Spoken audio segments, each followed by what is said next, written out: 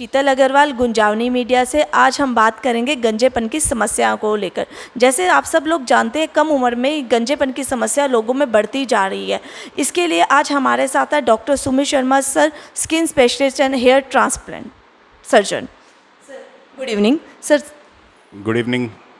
Sir सबसे पहले हम आपसे ये जानना चाहेंगे, किन किन कारणों से ये जो बालों की झड़ने की समस्याएं बढ़ती जा रही हैं? बाल झड़ने के बहुत सारे कारण होते हैं। सबसे पहले हमें इन कारणों का पता लगाना होता है कि किन कारण से बाल झड़ रहे हैं, और उसको डायग्नोसिस बनाने के बाद हम उस समस्या का निदान करते हैं। और जो कारण है विशेषतर जो पाए जाते हैं स्त्री और पुरुषों में, मैं इसके बारे में थोड़ा सा आपको इलेबोरेट करना चाहता हूँ। जैसे कि टेंशन की वजह से बाल बहुत झड़ते हैं, संतुलित आहार ना होने की वजह से बाल बहुत झड़ते हैं, किसी को थायराइड है, हाइपोथायराइडिज्म, उसकी वजह से बाल झड़ते हैं। स्त्रियों में खासकर आयरन की कमी पाई जाती है, उसकी जिसमें पर्नीशियस एनीमिया हो, जिसमें एनीमिक होती हैं स्त्रियां, उन कारणों से भी बाल झड़ते हैं। प्रेगनेंसी और लैक्टेशन में भी स्त्रियों में ज़्यादातर बाल गिरते हैं। और जो मेन कारण है आजकल पुरुषों में, वो 18 साल के बाद बाल गिरना शुरू होते हैं। इसमें अनुवांशिक कारण होता है, means hereditary, plus genetic linkage जो बोलते हैं। अगर पिताजी के या नाना जी की तरफ से बाल कम हो तो पुरुषों में ज़्यादातर पाया गया है कि ये माता की तरफ से या पिता की तरफ से उन्हें प्राप्त होता है। और जब एंड्रोजन का DHT 18 साल की उम्र में पुरुषों में ज़्यादा बनता है, जिसकी वजह से बाल झड़ते हैं, और इसे हम मेल पैटर्न एलोपेशिया या एंड्रोजेनेटिक एलोपेशिया भी बोलते हैं। ये मुख्यतः रूप से कारण है स्त्री और पुरुष में, जिसको हमें डायग्नोस करके उसका प्रॉपर निवारण करना होता है। और अपनी इस समस्याओं की हम रोकथाम भी कर सकते हैं, प्लस इलाज भी संभव है अगर सही टाइम पे हमें किया जाए तो। सर इलाज तो संभव है, लेकिन मेडिसिन से क्या कोई साइड इफ़ेक्ट तो नहीं होता इसकी? अगर हम लेते हैं जो बाल झड़ने की, लोग कई बार डर के कारण भी नहीं आते कि बाल झड़ रहे हैं, मेडिसिन लेने जाएंगे, तो इसका कोई साइड इफ़ेक्ट? नहीं, साइड इफ़ेक्ट मुख्यतः रूप से पहले हमें कारण पता लगाना है। मान लो किसी में किसी चीज़ की कमी की वजह से झड़ रहे हैं, जैसे कि किसी में आयरन की कमी से झड़ रहे हैं, या किसी में कोई माइक्रो न्यूट्रिएंट्स की कमी है, या प्रॉपर प्रोटीन्स नहीं मिल रहे हैं उसको, तो पहले कारण पता लगाएंगे। और ख़ासकर हम जब ये सब उस कारण को, प्रोटीन्स को देंगे या अमाइनो एसिड को या मिनरल को, जिस भी कारण से झड़ रहे हैं उस कारण का पता लगा के उसका निवारण करेंगे, तो वो तो संतुलित आहार में भी हमें मिलता है। अगर बाई चांस बॉडी में नहीं मिल रहा है हमें, या हमारी डाइट में वो नहीं है, हम उसको पूरा कर रहे हैं, उनके बिल्कुल भी साइड इफ़ेक्ट नहीं होंगे। ये गलत धारणा है कि इसकी दवाओं को खाने से साइड इफ़ेक्ट होते हैं, ऐसा नहीं है। हमें कारण का निवारण करना है। अगर कारण हम ढंग से पकड़ेंगे या उसका डायग्नोस ठीक ढंग से करेंगे तो इसका निदान संभव है, इसका निवारण संभव है। सर कई बार मेडिसिन से भी ये ठीक नहीं हो पाता हेयर फॉल, तो कई लोग हेयर ट्रांसप्लांट पर जाते हैं, और कुछ लोग उसके लिए डरते भी हैं कि हेयर ट्रांसप्लांट कराएं ना कराएं, तो आपका इस बारे में क्या?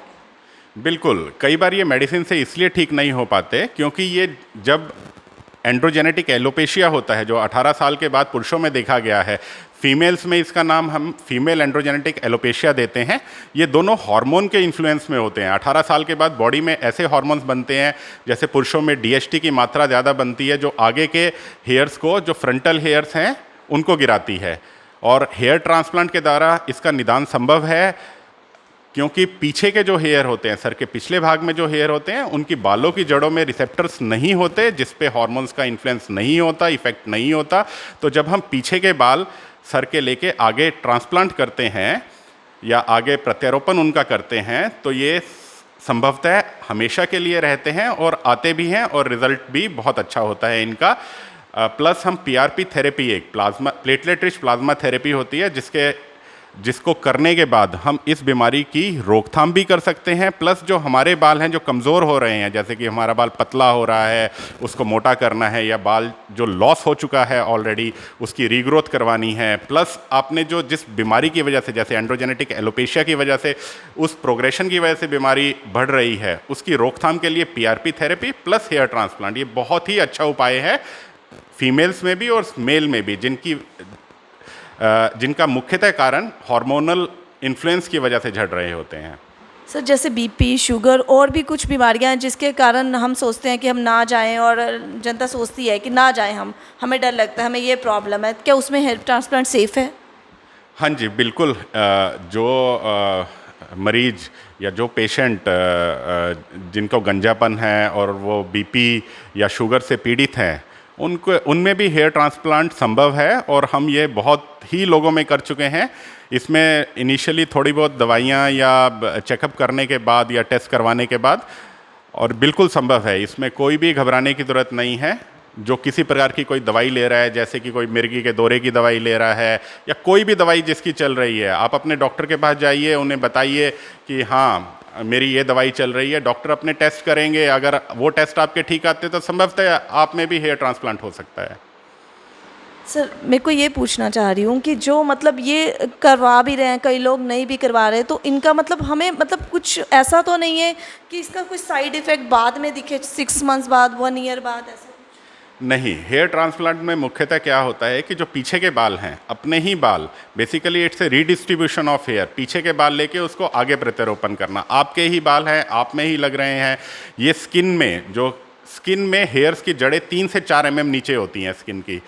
इसमें ऐसा नहीं है कि हमें कोई ब्रेन के अंदर जाना है। ब्रेन हमारा जो होता है, दिमाग, वो स्कल से कवर्ड होता है। हम सिर्फ स्किन में काम करते हैं और आपके ही बाल आप में लगाते हैं, और ऐसी कोई दवाइयाँ यूज़ नहीं होती जिसका भविष्य में चल के कोई साइड इफ़ेक्ट हो या ऐसा हो। ये पूर्णतः है, अगर आप एक्सपर्ट से करवा रहे हैं, ये इसमें बिल्कुल भी रिस्क नहीं है। अगर आप एक्सपर्ट से करवाते हो, पहले ये टेस्टिंग करेंगे जो दवाइयाँ आपको दे रहे हैं उससे आपको एलर्जी है या नहीं है। अगर उससे नहीं है तो आपको कोई भी समस्या नहीं है, आप हेयर ट्रांसप्लांट के लिए बिल्कुल जा सकते हैं और आपको इसके रिजल्ट्स भी बहुत अच्छे मिलेंगे। एनी एज क्राइटेरिया मतलब? इसमें कोई भी एज क्राइटेरिया नहीं है। हाँ, हम यूजली एडवाइस करते हैं कि आपकी उम्र, जिसमें जैसे एंड्रोजेनेटिक एलोपेशिया स्टार्ट हुआ है अभी, 24 साल का कम से कम व्यक्ति हो।